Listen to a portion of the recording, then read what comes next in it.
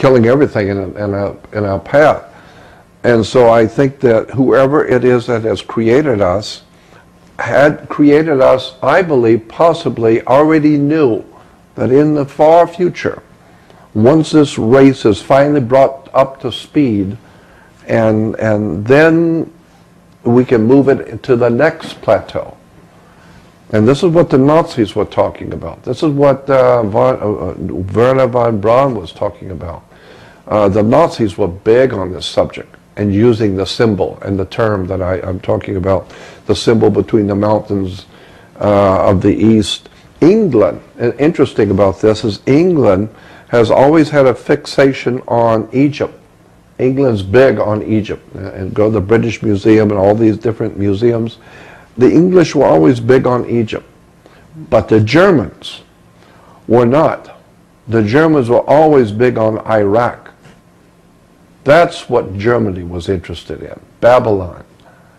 And the reason why, I think, is because the Nazis and the German people in general, or at least the intelligentsia of the German establishment, realized this story that I'm trying to explain has to do with Babylon, it has to do with Iraq, and I believe that may be one of the reasons why the U.S. is in Iraq today. Absolutely. It has something to do with and I know this is true because I can prove that the symbols which are being used by the U.S. government today in Iraq is exactly the same symbols that I was telling you about that comes from the Anunnaki, from the Phoenician Canaanites, the Syrians, the Phoenicians, ancient Greece, ancient Rome, ancient Britannia, into America. The entire superstructure of civilization has been using the same word and terms and symbol that is today dominating in Iraq, but most people don't even know. They don't even see it. It's hidden in plain sight. Okay, but there is a Stargate in Iraq that's fairly well known. That Saddam Hussein, apparently they had to get rid of him because he had found it and was able to control it while he was in power. Yeah. So in essence, the U.S. is never. I mean, it's been my theory that the U.S. is never going to leave Iraq, because basically they have to man that Stargate. They have to have control of that Stargate, which is where it is said the Anunnaki will return, through that Stargate. Have you heard that theory? Well, yeah, I have, absolutely. And one of my favorite speakers on that subject is William Henry. And William and I have been around the world together and went to Egypt together. We talked a long time about Stargates. I understand the story. I didn't say anything about Stargates. That's William Henry's work that influenced me in that direction. But I am aware that Hollywood is talking about Stargates. They're making movies about it. And I did a lecture series with Al Bielek and Preston Nichols. I did 2 weekend seminars in which the 3 of us spoke together back in Philadelphia, and I had some time to sit and talk with Preston Nichols. And incidentally, I am highly impressed with Preston Nichols. Okay. You have to be highly impressed with that man when you sit and talk with him. Okay. Because he is a very, very interesting man. Got a lot of very good information on the kind of thing I'm talking about in private with him. And he was enlightening me to some of the things I'm seeing and saying. But he's heavily involved in the Montauk story. Absolutely. And the Philadelphia experiment Right. being the early precursor of that. And then also time travel, Exactly. which is where Montauk was headed. And then you get into the Stargates and Right. so on. And this has something to do with letting in. Now I'm theorizing here, so I want you to help me. But my understanding with the Montauk project was that there were some openings made in not just the timeline, but also in space, so to speak, where certain races were able to come in through an open door, basically, that was created by the Montauk project.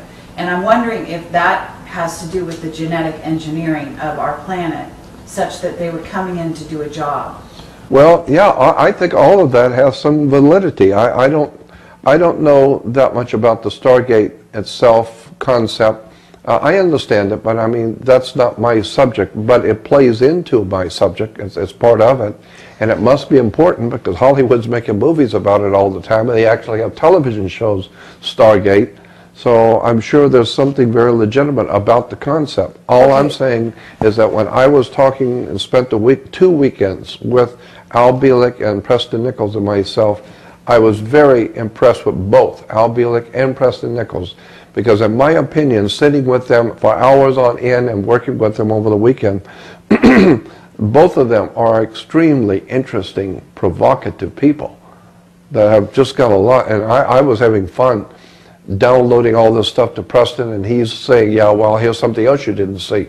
And so I have the highest regard for... That's wonderful to hear, actually, Yeah. because I do think there's great validity there and some very important...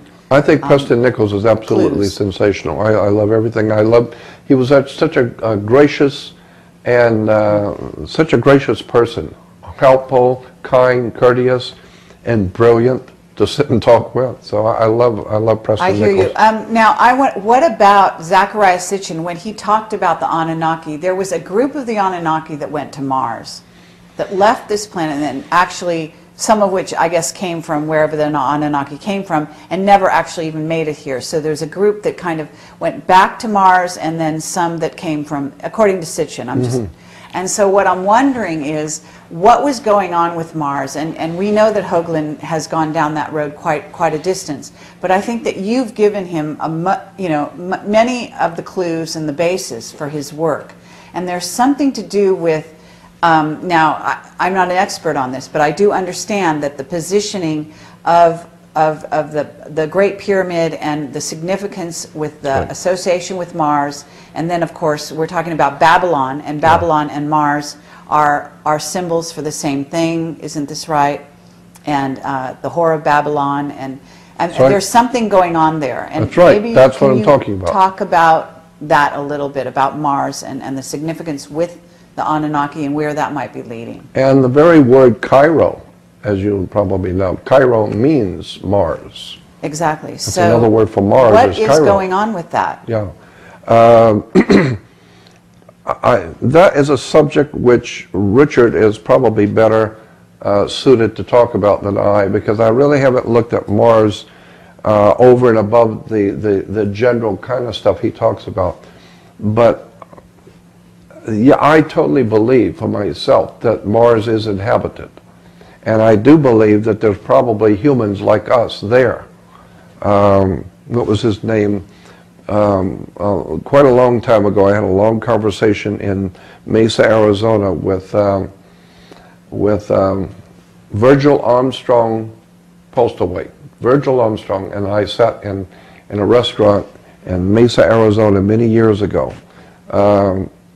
and talked about the people who were on Mars. And Virgil was the guy, from what I gather, was the man who came up with the idea. He was a military CIA operative, and he's the guy that came up with the idea for Green Berets. That was his idea, Green Beret, and he worked with the CIA. And so I loved sitting and talking with Virgil Armstrong. But he brought out about how, in that conversation, how there were many thousands of people or more like us, humans like us, on Mars at that time. And I would be a bit surprised. What year was this that you were talking about? This was probably 50, that was probably 80, mid-80s. Amazing. I would say 85, 86, 87, something like that. Okay, well that does dovetail also with our experience with our witness Henry Deacon.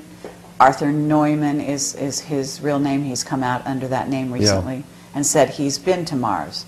So I'm wondering if you have any information that's come to you about jump gates, about going between planets. Well, yes and no. The only thing I have of any value was someone else's work. I sat and talked with him. And he is a very, very knowledgeable, very legitimately, but he worked for the United States Naval Observatory. He was in charge of the Naval Observatory, and he just passed away just recently. But his website is so extraordinary. The stuff he's got, the stuff he has on that website, pictures of strange things found on Mars. And they're not nebulous things, they're in your face. I mean, those tubes, plexiglass tubes. Yes, and lights in those tubes. There's just an enormous amount of stuff he has on his website. Well, our attention was drawn to that by Henry Deacon as well, to those tubes, which is a fascinating. Yeah, I always say I'm not the world's foremost authority on anything. If there's any value in my person and my work, I would say this, that I have been privileged to be in the company of extraordinary people doing extraordinary work. And I have been privileged to sit in their company and be accepted by them and be able to learn things behind the scenes that other people will never be privy to hear. Isn't it true, though, that you were told that you have a mission that is going to come to the fore late in life? Yeah. And that you might actually be there now? Do you want to tell that story at all? Yeah, I suppose so. I mentioned this, I think, on Coast to Coast once, but it was very quickie because George wants to hear all the stories as long as it's within a minute and a half. But we have longer than that. Yeah. But when I was 19, I ended up in Los Angeles at 19 years old with $7 in my pocket, incidentally. I had no idea where I was going, where I was. I ended up in Los Angeles on a Friday night with $7 in my pocket. And, a stupid kid, but I lived through it. But later on, a couple months later, after I got a job and things were working out for me, I was in North Hollywood one morning, on a weekend morning, and I went into a restaurant, and the place was crowded, and there was only one seat available, and that was at the counter. So I sat at the counter, and there was a young girl sitting next to me, so we started talking. Come to find out, she only lived about 2 blocks from me, and I only lived about 2 blocks from town. So she had walked downtown, I had also. So we started hanging out together. I'd meet her downtown, we'd hang out together. And this is back in '59, and I was 19 years old. And so when we would walk home, I lived 2 blocks closer, so she had 2 blocks further to go. So I never knew exactly where she lived, but she knew where I lived. One night she came over to my place and said, "My dad wants to see you. He wants to talk to you." And of course that put me on alert. I said, "I don't want to talk to your dad, right?" And she said, "No, my father is a very important and interesting man. He wants to talk to you. He's got something to tell you." So that sounded interesting, so I went with her. And when we walked up to the house, which was only a couple blocks away, we walked up to the house. Just by chance, he happened to be coming out of the house. And the moment I saw him, I got an incredible feeling came over me of some kind of a euphoric, strange, wonderful feeling that I got being in his presence. It was as if I were in the presence of a great prophet or some spiritual man. I felt it, and I loved the feeling. I mean, I can't describe it, but I loved the feeling. It was an otherworld feeling. And I noticed that he was very much in control of himself. He knew exactly what he was doing, so he motioned for us to come in. We went in, and we sat, the girls sat on the floor, the fireplace, they sat on the floor. He sat on one end of the sofa, I sat on the other end of the sofa. The wife was in the kitchen.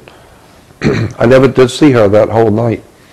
And so we were talking, and he was, he was asking me how I like living in California, and do you have a job, and how do you like your job? And just small talk. And I was beginning to feel a little, the apprehension was going away. I was beginning to feel a little bit better being in his company. But I knew there was something about this guy that wasn't right. But I loved the feeling. And I'm 19 years old, so I'm not sure what I'm doing, but I'm just talking to this guy who's dazzling me with his presence. of mind and the presence he presented. And so we're talking about all kinds of things. And then when he felt that I was sufficiently at ease, he said to me very nonchalantly, he said, remember when you were 8 years old back in Florida and your father built a new back porch and your uncle helped him, and remember your dad used green lumber that smelled funny and he built a new back porch? You remember that? And tears started to come to my eyes. And I didn't want to show tears in front of my girlfriend, but he was scaring me because he was right. And he knew it. And he said to me, well, did that happen or didn't it? And I said, yes, that happened. And he said, also, one night when you were in bed, you got out of bed and you went out on the back porch. And you were looking at the moon, and the moon was full. You remember that? And I said, yes, I remember that. And he said, and you were picking the wood because it smelled funny. It was green lumber, it smelled funny. And you were picking it with your finger. Remember how you picked a piece of it and you were smelling it and tasting it? And he said, remember doing that? And now I'm really scared because it's frightening to me. And I said, yes. And he said, well, did you do that or didn't you? I said, yes, I did. And he said, well, how would I know that? How would I know what you did? And I said, I don't know how you know. And he said, I know because we were there. You just didn't see us, but we were there watching you. And I thought, well, and he said, well, because he could tell I was not buying it. He said, was I correct in what I said? Yeah, well, how would I know if I wasn't there? And he said, we were there. And I said, who was we? He said, that's not important right now. What's important for you to know is that you're in California because we brought you here. We brought you here to Los Angeles. And I said, you brought me here? He said, yeah, why are you here? I said, I don't know why I'm here. I just had to come to Los Angeles. He said, that's right. We brought you here. He said, because what did you say to God? You talked to God that night. The night you sat on the porch, you said something to God. What did you say? And I just sat and looked at him. He said, I'll tell you what you said. You said you asked God to let you do something important with your life. You wanted to do something of value and importance with your life. And that was about 8 or 9 years old, right? I said, yes, that's what I said. And he said, well, then we're going to give you an opportunity to do something with your life then, because you did ask. And I'm still amazed listening to him. And he said, what we have for you to do will not happen until the later part of your life. And I'm not going to go into it right now, he said. I'm not going to go into explaining it to you now. However, when the time comes for you to do what we have brought you here to do, you will know what you have to do. By that time, you will be sufficiently knowledgeable on who you are and what you're doing and where you're going. And he said, all you need to know now is that we brought you here and that we will protect you wherever it is that we put you. And I asked him, I said, I still don't understand what you're saying. And he said, you don't need to. But one day you will understand. And he said, so I'm here to start you on your journey. He said, I have a book I'm going to give you. And I want you to read the book, and that will begin your journey. And he pulls it off the shelf and gives it to me. And today you can still get that book in bookstores anywhere. It's called The Complete Works of Charles Fort, F-O-R-T. Even in England, there's a Fortean society dedicated to the work of Charles Fort. Fascinating book. It's a monumental work, very thick book. Complete Works of Charles Fort. And he opened the book indiscriminately, just put his hand on the page because it's a very thick book, and he opens the page and he reads a paragraph. He just opens the page and reads a paragraph. He knew exactly what he was doing. Precisely what he was doing. I didn't know because it looked like he just indiscriminately opened it. And he read a paragraph that just blew me away. I was knocked out by what he just read. And I thought, wow, that's interesting. And he said, oh yeah, the book is filled with that kind of thing. Let me read you another one. And he opened it up again. And just indiscriminately read something. Not indiscriminately. He knew what he was doing. I'm sure that he knew how to get your particular attention what would be very interesting to you, I may not even see. But he knew how to play on my emotions. And he read about 3 little paragraphs, one after the other. And each one, to me, was absolutely mind-blowing. And I was fascinated with him, with my new girlfriend, and with this book. And then he said to me, he said, you've always been interested in UFOs and otherworldly things, right? And I said, yes, I have. He said, would you like to see some UFOs up close tonight? And I said, I'd love to. He said, well, come on, I can do that for you. And so I got up with him and the 2 girls, my girlfriend and her sister. Now the 4 of us come out in the yard. It's about maybe midnight in North Hollywood, 1959. And he looks up into the sky and starts inaudibly talking. His mouth is moving as if he's talking to somebody, but nothing, you can't hear him. And as I'm watching him standing there talking to the stars, I look over at my girlfriend and she's looking at me. And the look on her face was like, yeah, this is my father, that's him. I told you it was strange, didn't I? That kind of thing. And her sister was looking at me, and I could tell what she was doing. She was trying to figure out, how is he taking this? How is he, what's going on in my mind, what the little one was thinking? Because she's seen this before. She wants to see how I'm going to react to this. And so he said, and then he looks at me and he said, they said that they will be coming from Griffith Park in just a minute. There'll be 3 of them. And they'll be coming from Griffith Park area. They're going north, and they said that they'll be here in a minute for you. And I said, who's they? He said, you'll see. And within a couple of minutes, 3 beautiful disc-shaped things, glowing, very faintly glowing, came over with no sound whatsoever, and a triangle formation, came over and stopped right above our head and stopped. And when they did, you could see they were disc shaped, and it looked and appeared like it was like a pie cut in 6 or 8 slices, and each slice was a different color. And what I remember distinctly is each color was like a laser color, vibrant orange, vibrant pink, very vibrant colors, 6 or 8 colors on each one, and they were circulating, not so fast as to blend the color, but circulating. And they were beautiful, and they were about the size that the full moon appears. So they're not little lights, full moon size, 3. And I'm standing there looking at these gorgeous, beautiful, vibrant color things spinning in colors and no sound.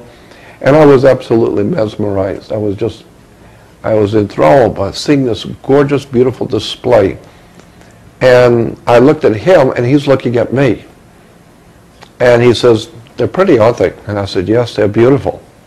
And then he looks up and talks to me. He said, they told me to tell you that they're going now, but they'll see you later. And they did. They started moving, and they went out north. And afterwards, we went back in, and I said, what did I just see tonight? And he said, that was us. We've been here for a long time. You just didn't know it. And he said, we picked you a long time ago when you were a small child. We have something for you to do. And I said, I'm not understanding exactly. He said, you don't have to. We will let you know what it is you're supposed to do later on in life. He said, but just go on with your life. Don't worry about it. Whatever you're supposed to learn, we'll see to it that you learn. And when it is time for you to do what we have for you to do, you'll know. We'll let you know. And after that, I would go over there on the weekends to visit him and the mother and the 2 girls. And we would go out to the desert sometimes and go way out in the desert. And the girls with their mother would go for a walk, and he and I would walk in the desert. And he would tell me about all the different alien life forms that are out there, where they have come from, the ones that are here. And he told me, you have enemies here. You have some very powerful enemies here from other places that have come, and they know who you are, and they know what you're going to do. So just be careful in your life, but we'll protect you. I didn't know what he was talking about. And then one day I went over to the house one morning, and the house was totally open, and they're gone.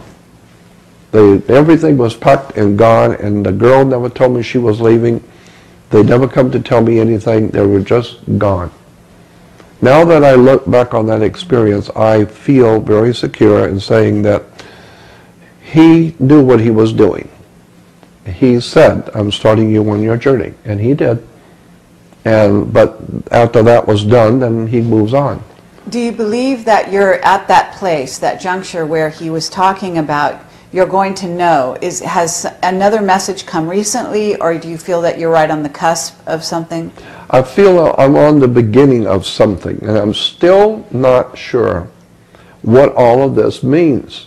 I'm not sure what it means. All I know is that I have some valuable stuff that's going to really knock people out when they see it, but I don't understand it fully yet. And I've talked with Zechariah about it. I've talked with many other speakers and people that are in the speaking circuit that are knowledgeable in the subject. But my gut feeling, and incidentally gut, G-U-T, is simply God in Scandinavian. You know, God is English, dog spelled backwards. But God in, I think it's Sweden and Scandinavian countries is spelled G-U-T. So when you say you got a gut feeling, that's God in Scandinavian.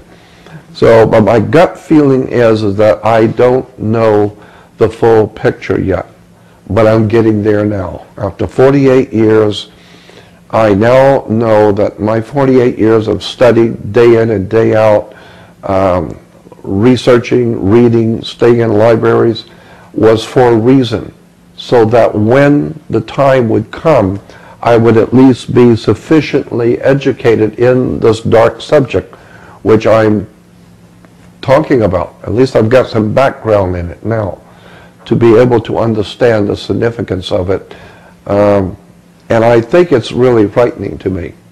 It actually is still rather frightening, because being human and watching the world where it's going, and I already know the symbols, the words, the terms. I already know the history of the secret societies and the movements of the bankers. I've sat and talked with all kinds of people around the world. With Hakim, my dear friend Hakim, the Chemite priest in Egypt, and we sat out by the pyramids at night and talked about the ancient Chemite priesthood, and I was blessed in the pyramid. Hakim blessed me in the king's chamber, laid in the sarcophagus, and he did a whole prayer ritual over me. And I sat, like I said, for hours and talked with him in private about my things that have happened to me. So I am totally convinced that there's nothing special about me, but I have been given the opportunity to be in the company of fascinating people, to learn monstrously fascinating things, and ultimately I think that there is something for me to do. I'm just not sure yet what it is. Do you happen to have an idea what race this man was from? Do you have a planet? Do you have any idea? In other words, do you think he was Anunnaki? Do you think he was Nordic? Do you think he was Pleiadian? Do you have any idea? No, not really. Because he appeared to be an extraordinarily ordinary looking guy.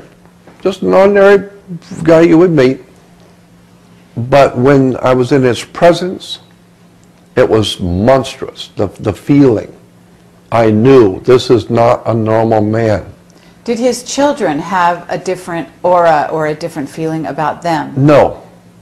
No, they seemed to be very ordinary. The mother. But didn't you tell me just recently, and correct me if I'm wrong, but I think you were out in the desert. Yeah. And you had something happen out there. Oh, very yeah. recently. Oh, yeah. No.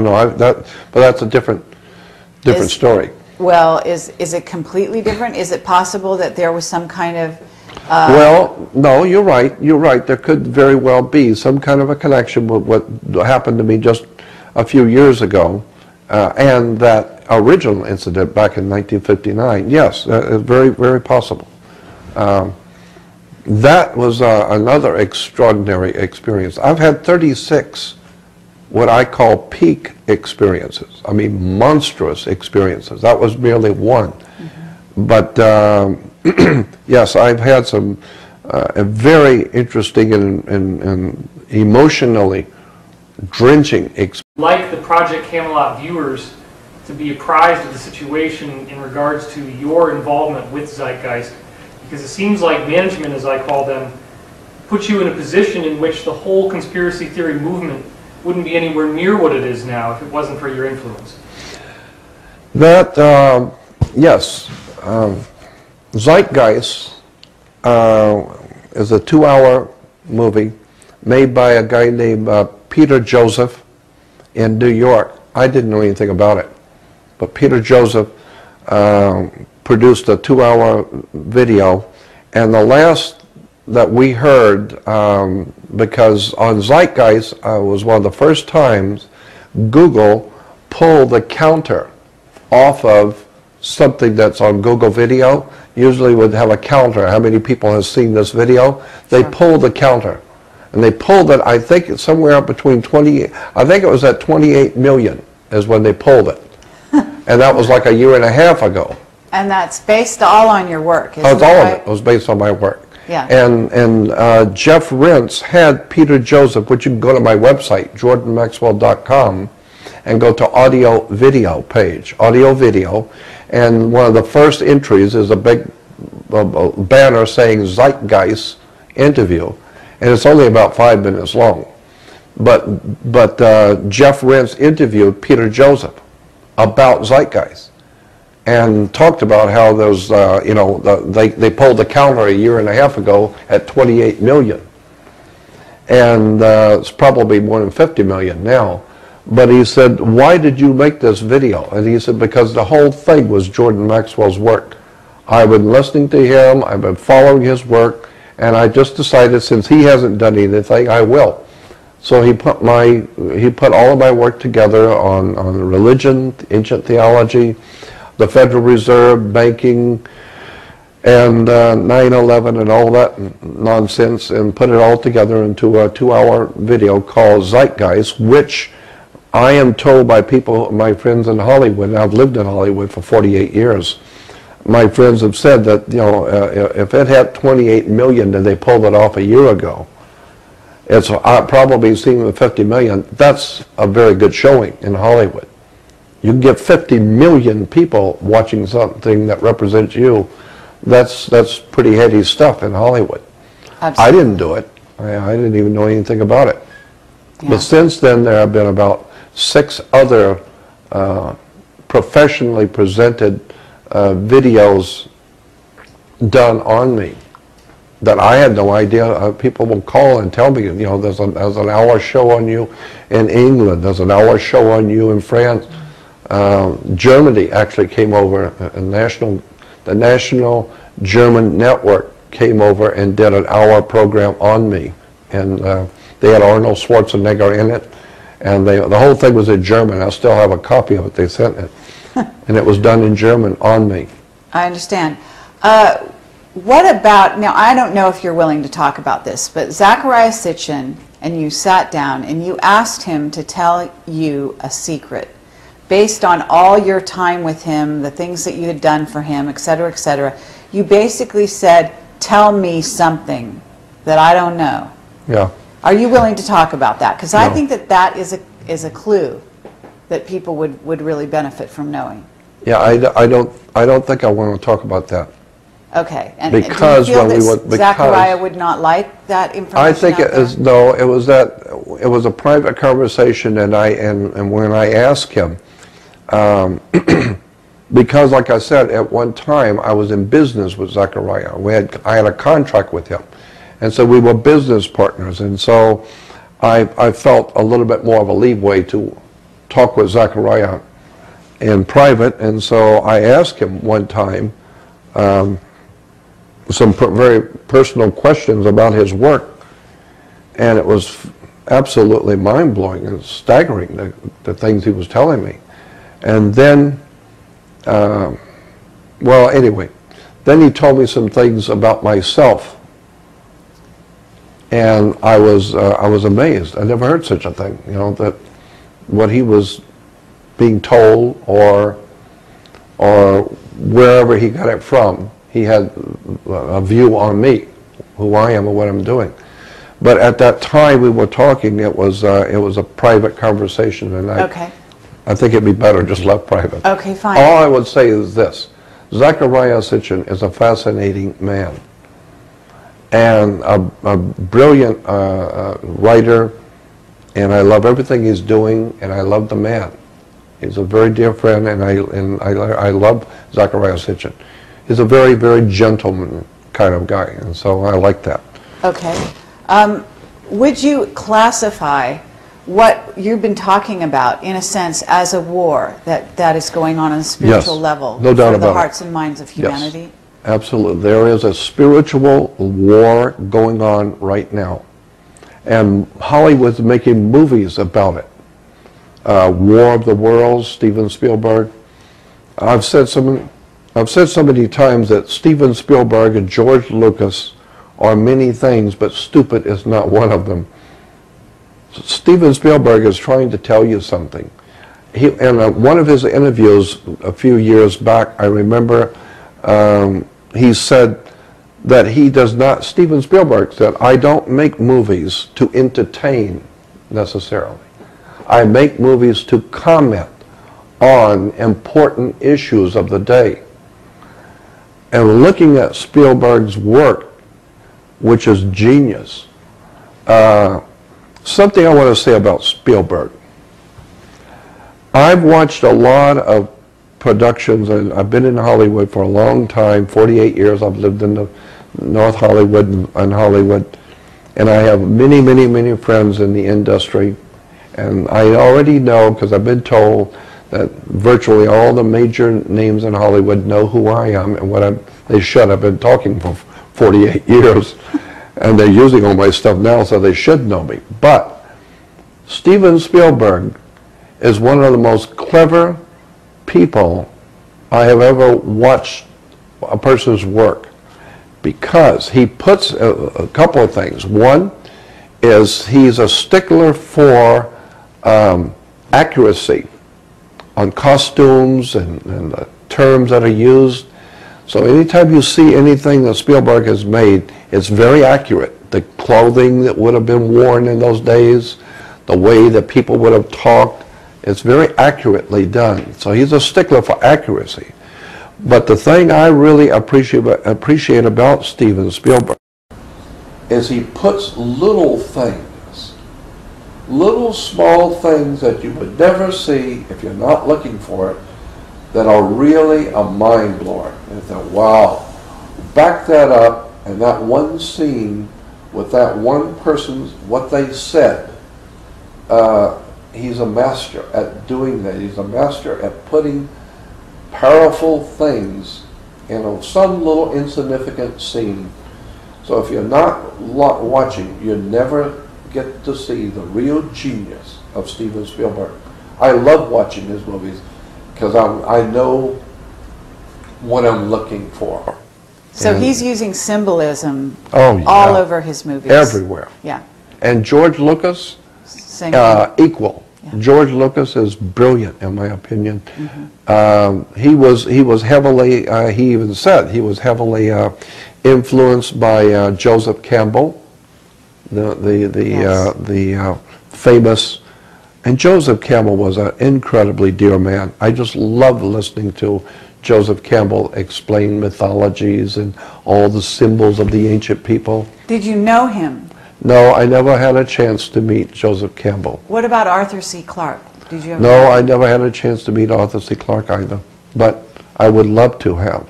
I've had opportunities to be in the company of people like that, but I was not in a position to travel. I didn't have the money. I was in a depressed state of mind, and so I let some very important people go by that I could have been with. I used to be on the board of directors of an organization in Hollywood, this was quite a few years ago, called US of A. US of A was United Sensitives of America. This organization was founded in Burbank, And I came in at a very early period, and I ended up being on the board of directors of US of A. I really didn't take a whole lot of charge in it. The man who started it pretty much ran it. But in words, I was on the board of directors. But anyway, it was an organization where numerologists, astrologers, all kinds of esoteric disciplines would come together, and we would put on shows, expos, and also once a year we would put on an award show where we would honor certain movie stars for their work in feeding the poor or whatever. But weren't you also involved in maybe discovering murder suspects? Oh yeah, and we also would, like every 2 weeks. Occult yes. happenings. Every 2 that weeks, were going on. I think it was like every 2 weeks, we would meet about 9 o'clock in the evening up in the Hollywood Hills from the Hollywood side. And we would be up there, and there'd be about 50 people up there in this big, huge home that was owned by a movie star who had passed away. And it was a huge, big home, and then the front room was just enormous in size. And there would be like 50 people there every 2 weeks. And there would be a group of astrologers, group of psychics, group of numerologists, group of this group and that group. And they were all different disciplines in the esoteric sciences. And we would have the police department or the sheriff department, usually it was LAPD, would come up, sheriff a couple of times too, and they would come up, and we had a big blackboard, and they would have pictures up on the wall of the case that they wanted us to talk about. And they would show us the person who was kidnapped or the body that was found or whatever the case was. And then the officer in charge, usually a detective, would write down, or I have it already written down, all the pertinent information that the police department had, so that each group sat with a group. I mean, all the astrologers sat together. I do want to ask you, which group were you among? Were you a psychic? No, I was with the people who were putting it on. It was all being sponsored by the US of A, United Sensitives of America. And since I was on the board, I was there representing the company that's putting this thing together. And we would also do, like I said, we also would have award ceremonies once a year, in which we would give awards to different people who are doing different things for humanity. I was privileged to be able to be there to give Manly Palmer Hall an award for his work in service to the world. Manly Palmer Hall, I believe, was one of the finest and most dearest men I have ever met in my life. He was not only charming and extraordinarily brilliant mind, but he was one of the most decent and beautiful people that I have personally ever met. Manly Palmer Hall was a extraordinary teacher. He never promoted anything. He merely educated people as this is where this came from, this is where that came from, this is what that word means. So he was an educator. People have called him all kinds of names because he was a Mason. I knew him personally. I've been to his home. When he died, he left me a beautiful gift. All of his research journals he left to me. That's amazing. I was shocked when I got a phone call from Philosophical Research Society in Los Angeles, and Obadiah Harris, the president at that time, said, "Mr. Hall wanted you to have something when he passed away." And I said, "What is it?" And I was in San Diego, and he said, "I'm not going to tell you, just come pick it up." So I drove up that day to Los Angeles from San Diego. And it was all of the research journals of Manly Palmer Hall he gave to me. And I consider that to be a monumental gift from a very powerful man. Did you find some clues there to follow out? Tons of stuff there. Okay. Manly Palmer Hall, as I said, was one of the greatest teachers the world has ever known. In my humble opinion, I don't think there's ever been in any era of time a man to come close to what Manly Palmer Hall was able to do. Anyone who has an open mind, and of course your mind is like a parachute, it doesn't work if it's not open. Anyone who is intellectually honest, which you don't find very much, intellectually honest with an open mind, mature and intelligent person looking at the work of Manly Palmer Hall would have to say this is one of the greatest men that ever lived. I don't know how many, maybe 70 or 80 books on esoteric subjects of the whole world, over 46 sets of lectures, like 6 90-minute audio lectures on 46 esoteric subjects of the world. Wonderful. Incredible, plus thousands of lectures. Incidentally, I have everything he ever did. Every lecture he ever did, I have digitized. Monumental work. But he was a personal friend of mine, and I loved him dearly. And I'm saying this because there are so many people who put him down because he was a Mason. He was a wonderful teacher, a brilliant man, to which his detractors could not even hold a candle. So, how do you feel? I'm just to and he's not the only gears. one. I have other people I feel the same way about. Yeah. Okay. Yeah. How do you feel? Just to change gears here a little bit about the current administration of Obama. Well, I'm not political as such. Personally, I think I would choose my words carefully here, because I like Obama as a person, and he's very personable. He's the kind of guy I would love to sit and chat with, and his children are beautiful. His wife is very intelligent young lady, and so I don't have anything against Obama or his family. I think they're very personable and very interesting people. But it's the powers behind him that he represents that's frightening to me. I know things about the people who are behind him that is absolutely staggering, frightening. I live in fear of what's coming because of what I know, not because of what I believe or think, because of what I know. Are you talking about war? Are you talking about an agenda that involves war, World War III? Well, that's always possible. Let me go back and say this. Again, I have nothing against Obama as a person, and I like him.